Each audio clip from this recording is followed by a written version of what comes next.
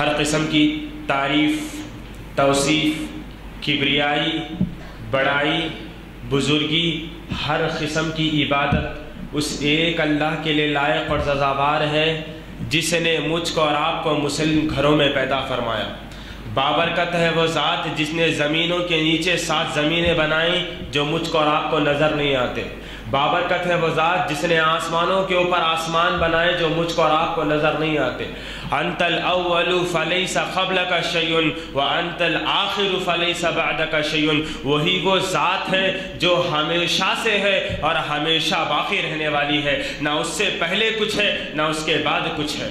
بابرکت ہے وہ ذات جس نے مجھ کو اور آپ کو ایسے حالات میں بھی اپنے دربار میں حاضر ہونے کی توفیق بخشی۔ سبحان اللہ و بحمدہ سبحان اللہ العظیم۔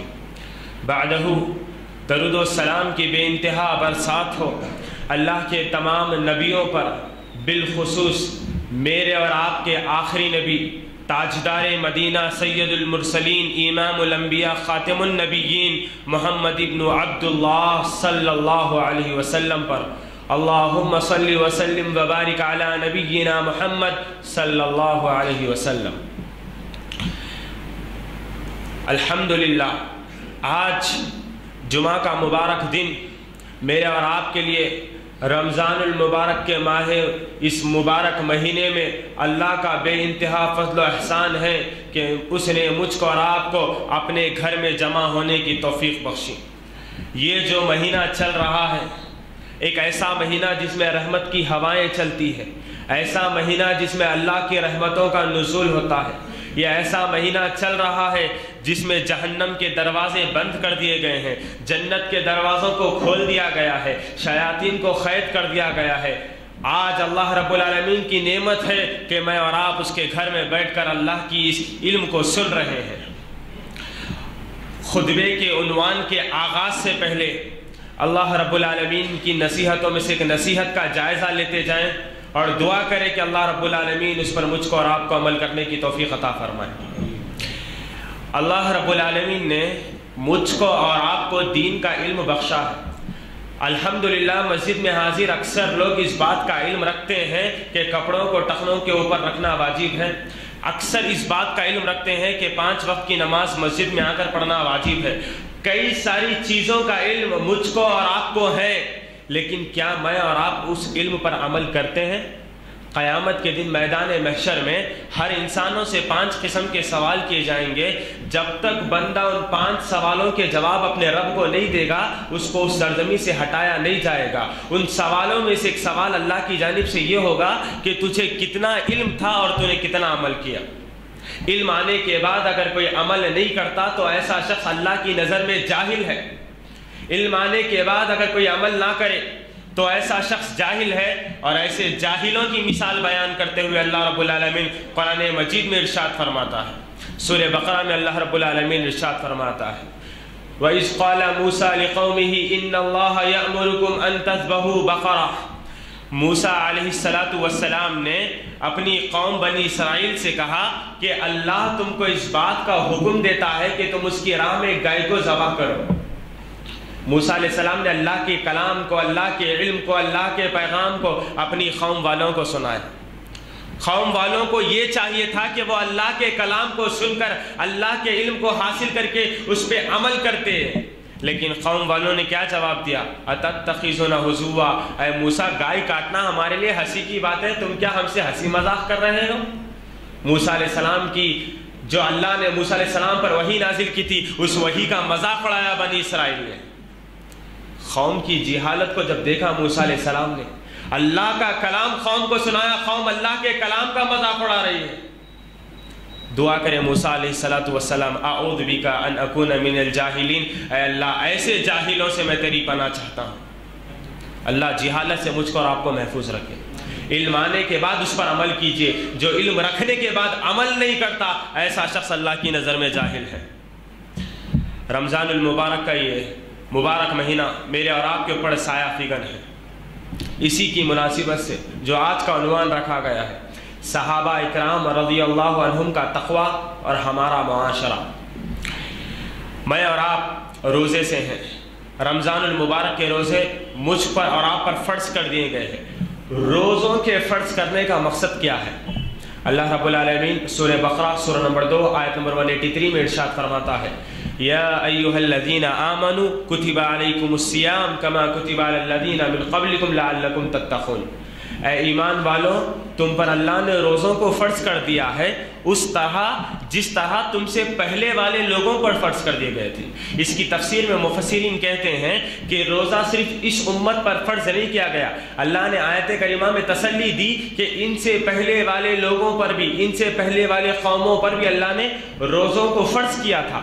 پھر اللہ رب العالمین روزوں کے فرض کرنے کا مقصد بیان کرتے ہوئے فرماتا ہے لعلکم تتقون، تاکہ تم لوگ اللہ سے ڈرنے والے بن جاؤ، اللہ کا تقوی اختیار کرنے والے بن جاؤ۔ روزہ انسان کو تقوی پیدا کرتا ہے، روزہ انسان کے دلوں میں اللہ کا ڈر پیدا کرتا ہے۔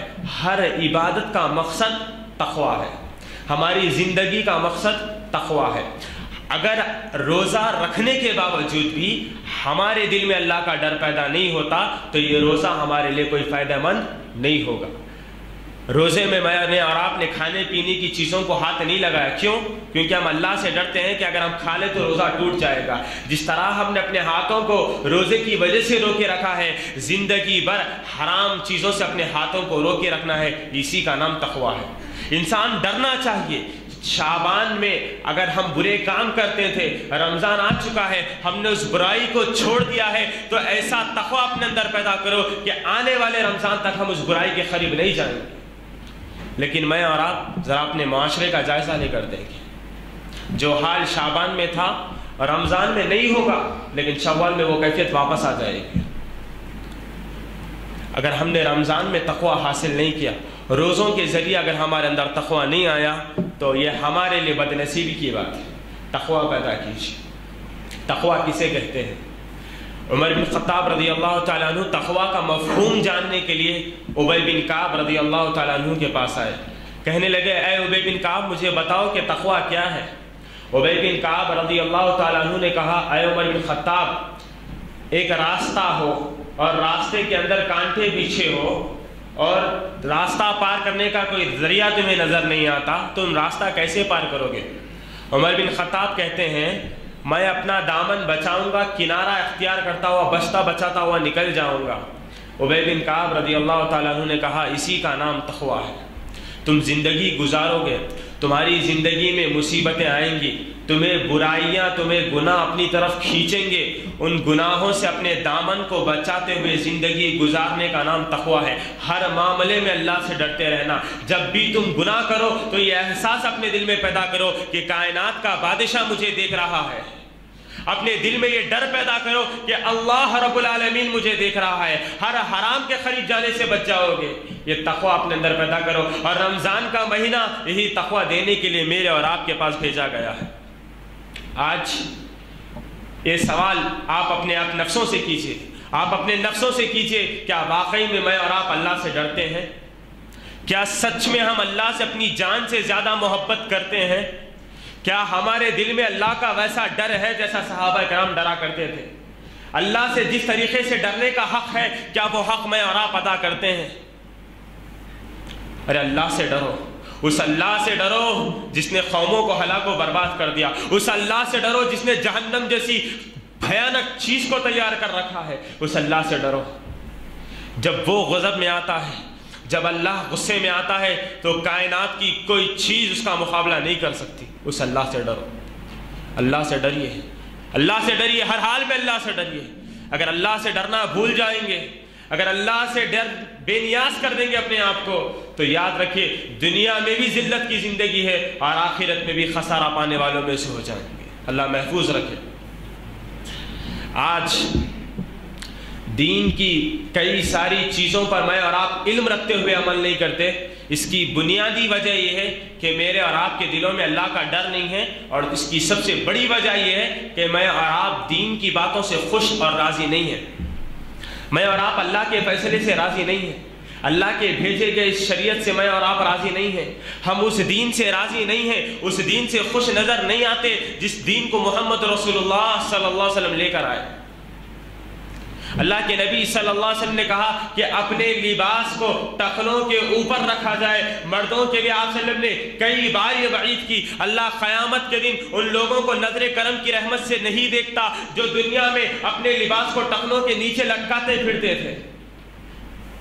آج اس بات کو ہم دل سے خوشی سے نہیں اپنا سکتے. ہمیں تکلیف ہوتی ہے کپڑوں کو اوپر رکھنے میں, ہمیں تکلیف ہوتی ہے سنت سے محبت کرنے میں. داڑھی کو چھوڑنا واجب قرار دے دیا گیا ہے. مسلمانوں کا ایک طبقہ ایسا ہے جو اس کو سنت سمجھ کر چھوڑ دیتا ہے. جس نے داڑھی کو سنت سمجھ کر چھوڑ دیا وہ بھی گنہگار ہو گیا.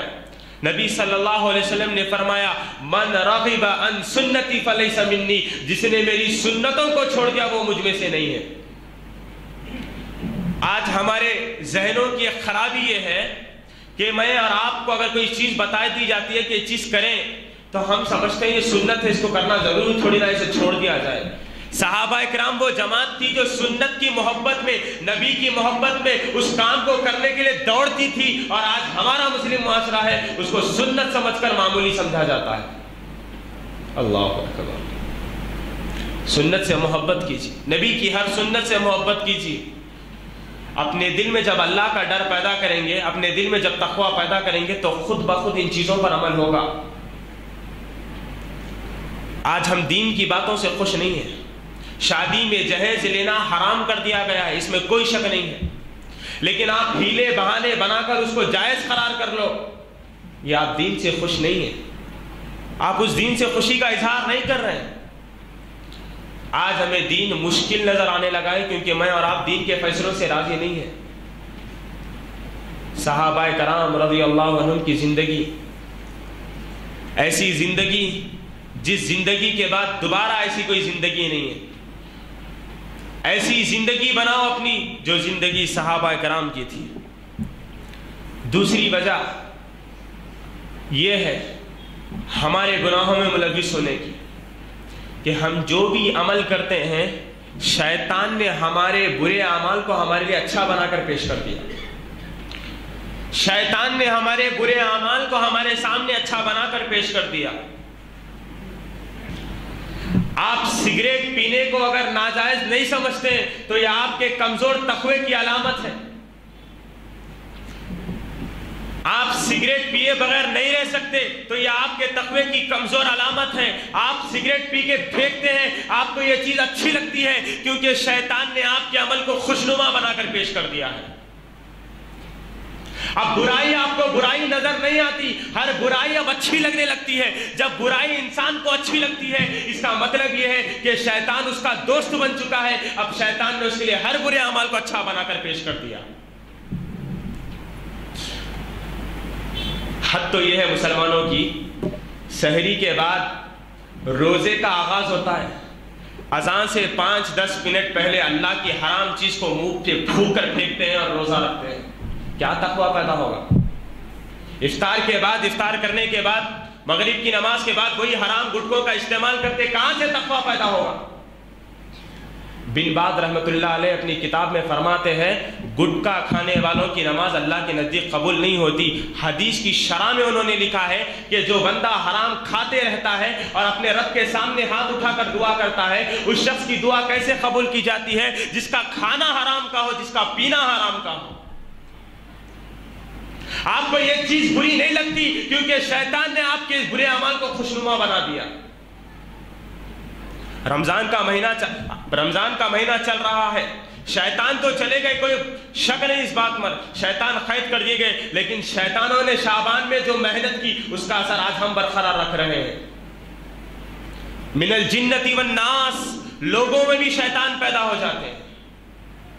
اپنی شیطانیت کو چھوڑیے, اپنے برے اعمال کو چھوڑیے, اللہ کا تقوی اختیار کیجیے.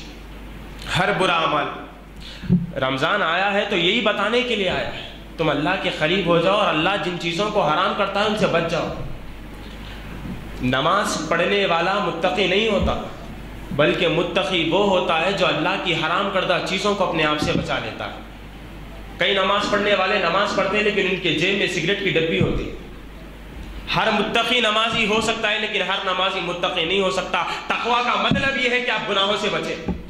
جہاں جہاں آپ کو برائی نظر آئے بچ جائیں آپ. ہر برائی سے بچیں, ہر برائی سے بچیں, ویسا بچے جیسے صحابہ کرام رضی اللہ تعالیٰ عنہم بچتے تھے. تکلیف ہونی چاہیے. میں اور آپ جب گناہ کریں تو ہمارے دل میں تکلیف ہونی چاہیے. مسلمان تکلیف محسوس کرے جب وہ گناہ کے قریب جائے. تم حرام کا ارتکاب کرتے رہو, اللہ تعالیٰ کے حدود کو پامال کرتے رہو اور چلاتے رہو کہ اللہ کی مدد کب آئے گی, اللہ کی مدد کب آئے گی, یہ مصیبتیں کب جائے گی. نہیں جائے گی مصیبتیں اس وقت تک جب تک تم اللہ تعالیٰ کی حرام کردہ چیزوں کو چھوڑے نہ دو گے. جب تم اللہ کے وعدوں کو پورا کرو گے اللہ تمہارا وعدہ پورا کرے گا. تم اللہ کے ہو کر دیکھو اللہ تمہارا ہوگا. تم اللہ کی طرف چل کر جاؤ اللہ تمہاری طرف دوڑ کر آئے گا. اللہ کی مدد ضرور آئے گی. کب؟ جب تمہارے اندر تقویٰ پیدا ہو جائے گا. کیسا تقویٰ؟ ویسا تقویٰ جیسا صحابہ کرام کے اندر تھا. جنگ بدر کا دن, ایک ایسا منظر دنیا نے شاید ایسا منظر کبھی نہیں دیکھا ہوگا. 2 ہجری رسول اللہ صلی اللہ علیہ وسلم کا شہر, بدر کی سرزمین, رمضان کا مہینہ, روزے کی حالت میں صحابہ کرام نے جنگ بدر لڑی ہے.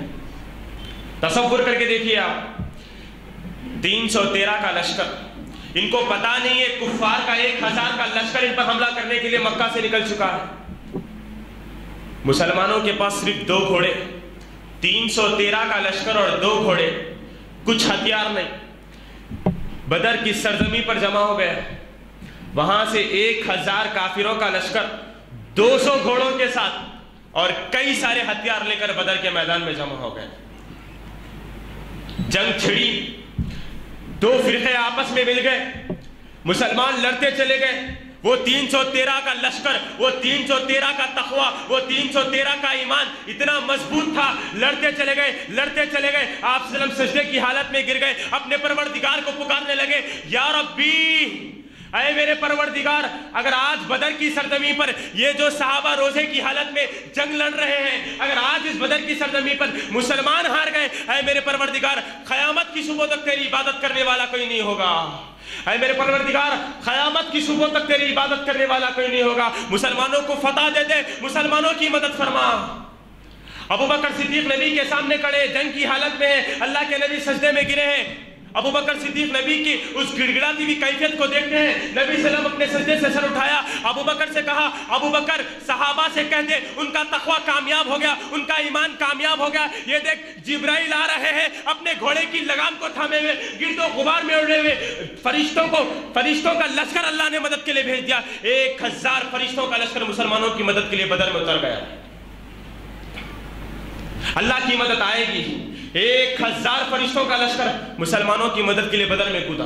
صحابہ کہتے ہیں ہم کسی کافر کے گردن کو اڑانے کے لیے تلوار اٹھاتے ہیں, ہماری تلوار لگنے سے پہلے اس کی گردن تن سے جدا ہو جاتی ہے. یہ فرشتوں کے ذریعے مدد ہے جو اللہ نے فرشتوں کے ذریعے مسلمانوں کے لیے دی. 313 کا لشکر 1000 پر غالب ہو گیا اور یہ 313 مسلمان 1000 پر فتح پا گئے. مسلمان کامیاب ہو گئے اسلام کی پہلی جنگ, محض ان کے تقوی کی وجہ سے, ان کے کامیابی کی وجہ سے, ان کے ایمان کی وجہ سے. آئے گی مدد اللہ کی آسمانوں سے, ہمارے لیے بھی فرشتے نازل ہوں گے. شرط یہ ہے کہ میں اور آپ بھی تقوی پیدا کریں, وہ ڈر اللہ کا پیدا کریں. کوئی معمولی بات نہیں ہے. تصور کر کے دیکھیں, روزے کی حالت میں چلنا نہیں ہوتا ہے ہم کو. صحابہ کرام جنگ لے کے نکل گئے, لیکن یہ تقوی تھا صحابہ کا, یہ اللہ کا ڈر تھا جو صحابہ ہر گھڑی اپنے دل میں بسا کے رکھتے تھے. ایسا ڈر اپنے دلوں میں پیدا کیجیے, ضرور اللہ کی مدد آئے گی. میں اور آپ اپنے معاشرے کا جائزہ لیں. آج مسلمانوں کے ایمان کا سٹیٹس اتنا کمزور ہو چکا ہے, اب مسلمانوں کو غیرت پیدا نہیں ہوتی. آج ہماری ضمیریں مر چکی ہیں, اسلام سے ہم محبت کا ثبوت نہیں دے سکتے. آج ہماری زبانوں سے مٹھاس ختم ہو چکی ہے. میں اور آپ اگر آج کسی سے گفتگو بھی کرتے ہیں تو ہماری گفتگو میں وہ لہجہ نہیں ہے. گالی گلوچ دینا آج معاشرے میں کامن بات ہو چکی ہے. نبی صلی اللہ علیہ وسلم نے فرمایا گالی دینا یہ فاسقانہ عمل ہے. آج ہم فسق و فجور میں, برائیوں میں مبتلا ہوتے چلے جا رہے ہیں, لیکن ہمیں برائی نظر نہیں آ رہی اور ہم برائی سے اتنے مزے لیتے چلے گئے کہ زندگی ہماری گنہگاری بن گئی. ہم گنہگار بن کے رہ گئے زندگی میں.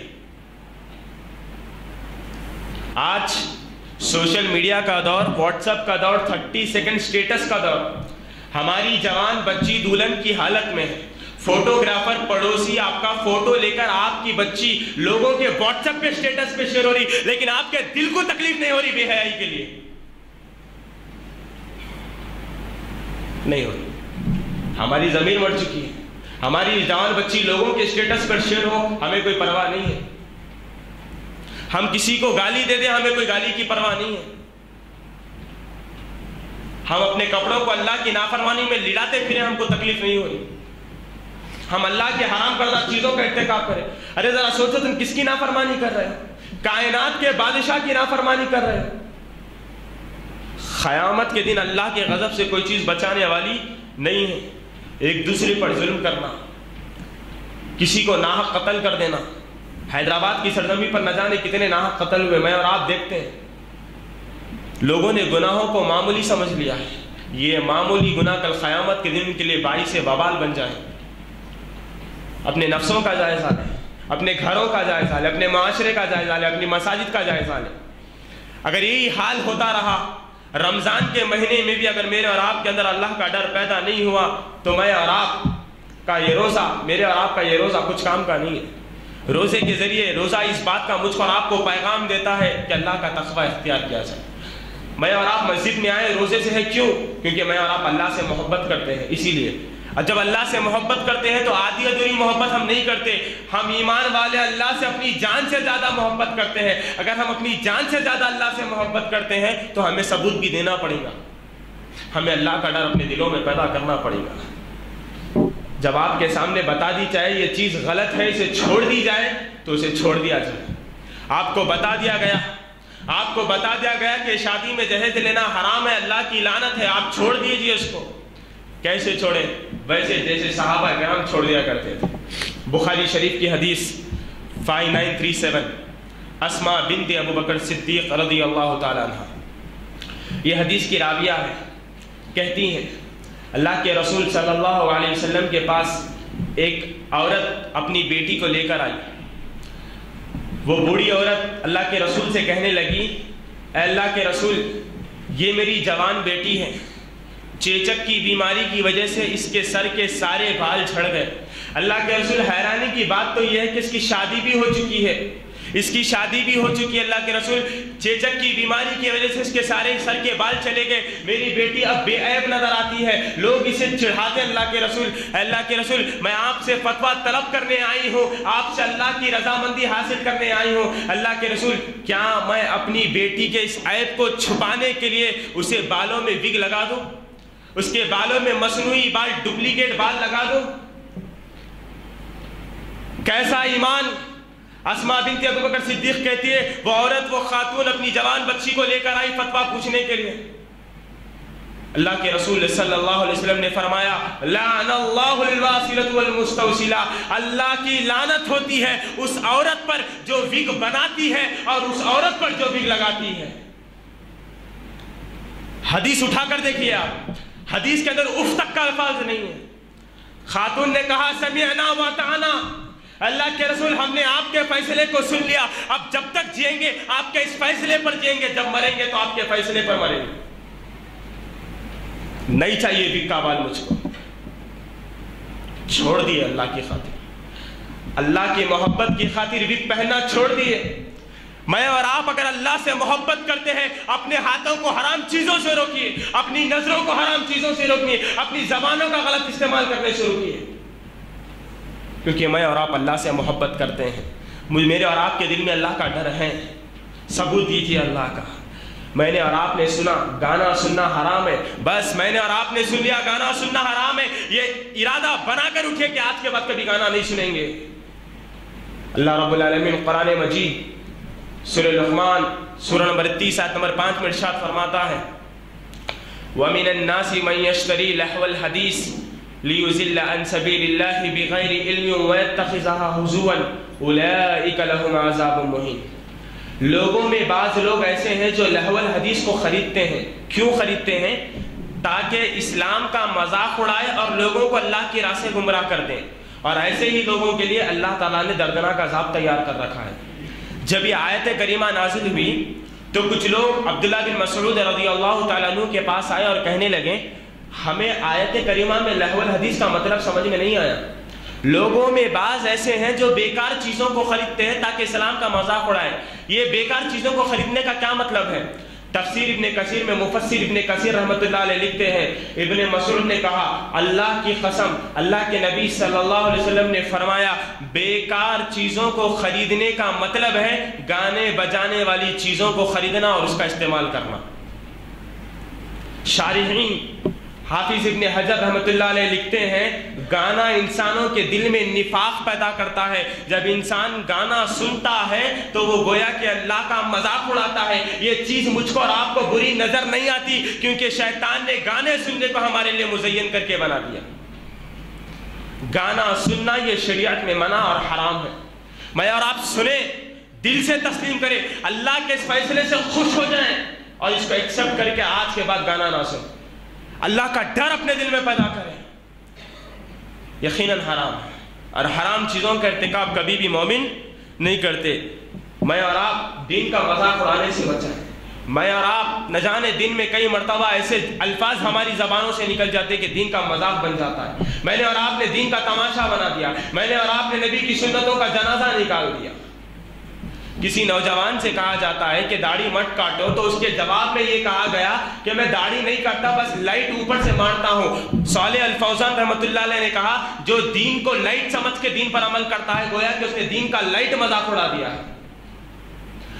آپ کے پاس اگر چلتا ہے یہ سب چلائیے. آپ لوگوں کا مزاج ایسا بن چکا ہے ہمارے گھر میں کبھی بھی میوزک نہیں بجا لیکن شادی کے ٹائم اگر بچی کی شادی پر تھوڑا میوزک بجا لے تو چلتا.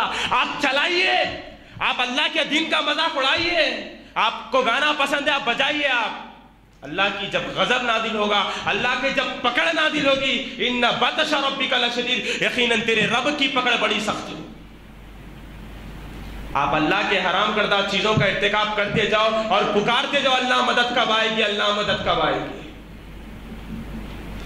وسیم رضوی نے قرآن کی 26 آیتوں پر اعتراض کیا. ایسے فتنے بہت سارے اٹھیں گے, کیا ہمارے اندر اتنی وسعت اور طاقت ہے کہ ہم اور آپ کھڑی کے اس کا جواب دے سکیں؟ رمضان کا مبارک مہینہ چل رہا ہے, اپنے نفسوں سے پوچھیں کتنے بار ہم نے قرآن کو اپنے ہاتھوں میں لیا ہے, کتنی بار اللہ کی کتاب کو ترجمے کے ساتھ پڑھنے کی مجھ کو اور آپ کو توفیق نصیب. رمضان کا مہینہ 10 دن گزر چکے ہیں, 20 دن باقی ہے. ابھی بھی وقت ہے, اللہ سے توبہ کیجیے, اللہ کا ڈر اپنے دل میں بٹھائیے, ہر حرام چیز سے بچیے. یہی جمعے کا پیغام ہے, یہی اللہ کا پیغام ہے, یہی محمد صلی اللہ علیہ وسلم کا پیغام ہے. ویسا بچیے گناہوں سے جیسا صحابہ بچا کرتے تھے. جب شراب حرام نہیں ہوئی تھی صحابہ میں سے بعض صحابہ کرام شراب پیا کرتے تھے, لیکن جب شراب کی حرمت والی آیتوں کا نزول ہوا ابو قتادہ رضی اللہ تعالیٰ عنہ آئے باہر, اعلان کیا کہ آج کی بات شراب حرام کر دی گئی ہے. انس بن مالک کہتے ہیں جس دن میں نے سنا شراب حرام کر دی گئی ہے اللہ کی قسم میں نے مدینہ کی گلیوں میں شراب کو بہتے ہوئے دیکھا ہے. صحابہ نے اللہ کے ڈر سے جن کے منہ میں شراب تھی انہوں نے قے کر کے شراب کو نکال دیا, کیونکہ اللہ قیامت کے دن پوچھنے والے کہ تمہیں شراب کی حرمت معلوم ہونے کے بعد تم شراب کیوں پیتے تھے. صحابہ کرام ڈرتے تھے, حرام چیزوں سے بچنے کے لیے ڈرتے تھے. ایک آخری مثال, ایک آخری پیغام صحابہ کے تقوی کا. اس تقوی کو اپنے معاشرے میں جانچیے, تولیے, پرکھیے, اگر نہیں ہے تو ویسا بنائیے. کعب بن مالک رضی اللہ تعالیٰ جلیل القدر صحابی, اعلان ہوا نبی صلی اللہ علیہ وسلم نے مسجد نبوی کے ممبر سے صدا نکالی کہ جنگ تبوک کے لیے نکلنا ہے. پہلی بار مسلمانوں کا لشکر 30,000 کا لشکر ساز و سامان کے ساتھ تبوک کی طرف روانہ ہوا. 80 لوگ کوئی بہانہ بنا کر جنگ میں نہیں گئے اور گھروں میں بیٹھ گئے. اب ماجرا یہ تھا کہ جو جنگ میں نہیں آتے نبی کے جنگ سے واپس لوٹنے کے بعد مسجد نبوی میں محفل بٹھائی جاتی اور جو 80 لوگ نہیں آئے تھے ان کو اپنا ریزن پیش کرنا پڑتا کہ آپ جنگ میں کیوں نہیں آئے. مسلمانوں کا قافلہ تبوک کے لیے نکلا, فتح ہوئی, مسلمانوں کو جیت نصیب ہوئی, مسلمان لوٹ کر آئے. مسجد نبوی میں محفل بٹھائی گئی. کعب بن مالک کہتے ہیں رضی اللہ تعالیٰ عنہ ان 80 لوگوں میں ایک نوجوان تھا جو بغیر کسی عذر کے, کوئی وجہ نہیں تھی, میں گھر میں بیٹھا رہا, جنگ کے لیے نہیں گیا. اب کعب بن مالک کہتے ہیں میرے دل میں بے چینی بڑھ گئی کہ رسول آئیں گے مجھ سے پوچھیں گے میں کیا جواب دوں گا. رسول اللہ صلی اللہ علیہ وسلم آئے, محفل قائم کی گئی, 80 لوگ. کعب بن مالک کہتے ہیں لوگ ایک ایک کر کے نبی صلی اللہ علیہ وسلم کے پاس جاتے ہیں, اپنا اپنا ریزن بیان کرتے, اللہ کے نبی ان کے حق میں دعا کرتے, رسول اللہ ان کے ظاہری الفاظ کی وجہ سے سن کر ان کے حق میں دعا کرتے اور ان کے دل کے معاملے کو اللہ کے حوالے کر دیتے. 80 لوگ کوئی معاملہ کر کے نکل گئے. جب میری باری آئی, کعب بن مالک کہتے ہیں جب میرا نمبر آیا نبی صلی اللہ علیہ وسلم کے پاس میں پہنچا, نبی صلی اللہ علیہ وسلم کے چہرے پہ میں نے خوشی کے آثار دیکھے اور میں سمجھ گیا بندہ یہ اس وقت مسکراتا ہے جب غصے میں ہو. نبی صلی اللہ علیہ وسلم نے پوچھا اے کعب تم جنگ میں کیوں نہیں شامل ہوئے؟ کعب بن مالک کہتے ہیں تقویٰ کسے کہتے ہیں مثال.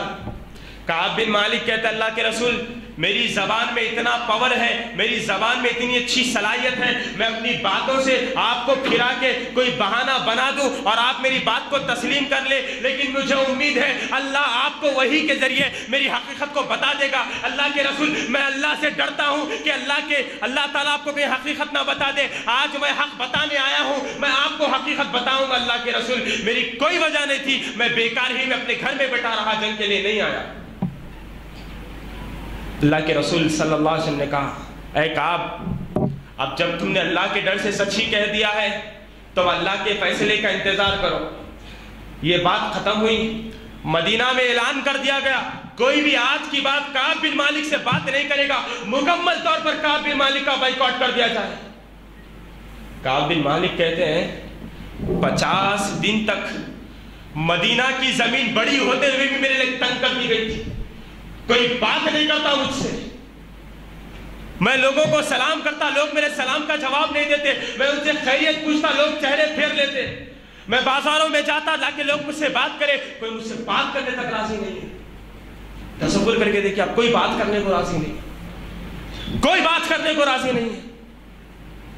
مدینہ کی زمین ہمارے لیے تنگ کر دی گئی ہے, کھانے پینے کے لیے کوئی مجھ سے بات کرنے کے لیے راضی نہیں ہے. میں اپنے گھر پہ روتے ہوئے زندگی گزارنے لگا, میرے آنکھوں سے آنسو جاری ہوتے. میں نے گناہ کر دیا تھا لیکن اللہ کے ڈر سے نبی کو سچ بتا دیا. اللہ کے رسول صلی اللہ علیہ وسلم مسجد نبوی میں بیٹھے, کعب بن مالک نماز پڑھ رہے تھے. اللہ کے رسول نے کعب بن مالک کی طرف دیکھا, اللہ کے رسول نے کعب بن مالک سے پھر چہرہ پھیر لیا. کعب بن مالک نے نبی کو دیکھا, نبی نے کعب بن مالک کی طرف دیکھنا چھوڑ دیا. کعب بن مالک کہتے ہیں ایسی تکلیف مجھ پر گزرتی, آنکھوں سے میرے آنسو جاتے. میری خطا تھی اللہ کہ میں جنگ میں نہیں گیا, میں نے سچ تیرے ڈر سے اللہ نبی کو تیری حقیقت بتا دی.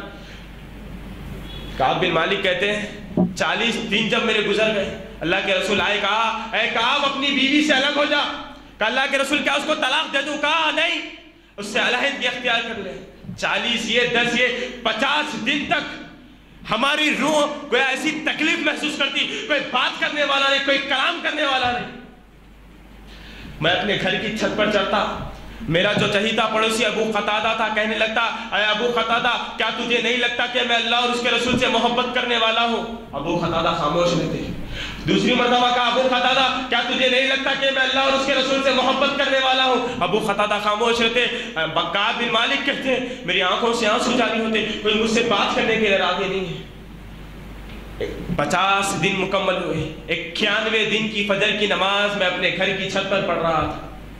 ایک شخص دوڑتا ہوا آیا, کہا کعب بن مالک, کعب بن مالک خوش ہو جا. جیسا میں نے یہ صدا سنی سجدے میں گر گیا, اللہ کا شکر کیا, مجھے پتا چل گیا کہ اللہ کی طرف سے کوئی پیغام آ چکا ہے. کعب بن مالک کہتے ہیں میں سجدے سے سر اٹھایا, نوجوان نے کہا اللہ کے رسول نے کہا ہے کہ آج سے تمہارا بائیکاٹ ختم کر دیا گیا. دل بے چین تھا اس ہستی سے ملنے کے لیے جسے محمد رسول اللہ صلی اللہ علیہ وسلم کہا جاتا ہے. دوڑے دوڑے رسول اللہ صلی اللہ علیہ وسلم کے پاس آئے. 50 دن کے بعد رسول اللہ نے کعب بن مالک کے سلام کا جواب دیا. پوچھا کعب بن مالک اللہ کے رسول کیا یہ بائیکاٹ آپ نے ختم کیا ہے یا اللہ کا فیصلہ ہے؟ نبی صلی اللہ علیہ وسلم نے فرمایا کعب تیرا تقوی, تیری خشیت الہی کامیاب ہو گئی. اللہ نے تیری قرآن مجید میں توبہ کا اعلان نازل کر دیا. کعب تیری توبہ قبول کر چکی ہے, کعب تیری توبہ قبول ہو چکی ہے, تیرا تقوی کامیاب ہو گیا. آئے گی اللہ کی مدد, آئے گی. قرآن مجید گواہی دیتا ہے اللہ نے کعب کی توبہ کو قبول کر لیا. اللہ نے فرشتوں کے ذریعے مدد کی انسانوں کی. اللہ کی مدد ضرور آئے گی، اپنے دلوں میں تقویٰ پیدا کیجیے۔ آخر میں رب العالمین سے میری دعا ہے، الہ العالمین ہم تمام مسلمانوں کو اپنی موت تک تیرا تقویٰ اختیار کرنے کی توفیق عطا فرمائے۔ باری تعالیٰ دن کا اجالا ہو یا رات کا اندھیرا، جلوت میں ہو یا خلوت میں ہو، اے اللہ ہر حال میں تجھ سے ڈرنے کی توفیق عطا فرما۔ اے اللہ جہاں کہیں بھی رہو تیرا تقویٰ اختیار کرنے کی توفیق عطا فرما۔ اے اللہ یہ جو مسلمان آج تیرے دربار میں بیٹھ کر تجھ سے دعا کر رہے ہیں، اے اللہ تیری رحمت کا واسطہ ہے، مسلمانوں پر رحم فرما۔ اے اللہ جو مسلمان بیمار ہیں انہیں شفا کاملہ عاجلہ نصیب فرما۔ اے اللہ جو مسلمان کرونا وائرس کے مرض سے جوجھ رہے ہیں، اے اللہ ان مسلمانوں کو شفا کاملہ عاجلہ نصیب فرما۔ اے اللہ جو مسلمان پریشان حال ہے ان کے پریشانیوں کو دور عطا فرما۔ باری تعالیٰ جو مسلمان کمزور لاغر ہے، اے اللہ انہیں صحت یابی عطا فرما۔ باری تعالیٰ اپنے دربار میں ہماری ٹوٹی پھوٹی عبادتوں کو قبول فرما۔ اے اللہ جب تک زندہ رہے توحید پر زندہ رکھ، اور جب ہمارا خاتمہ ہو تو خاتمہ بالخیر عطا فرما۔ آمین وآخر دعوانا الحمد للہ رب العالمین۔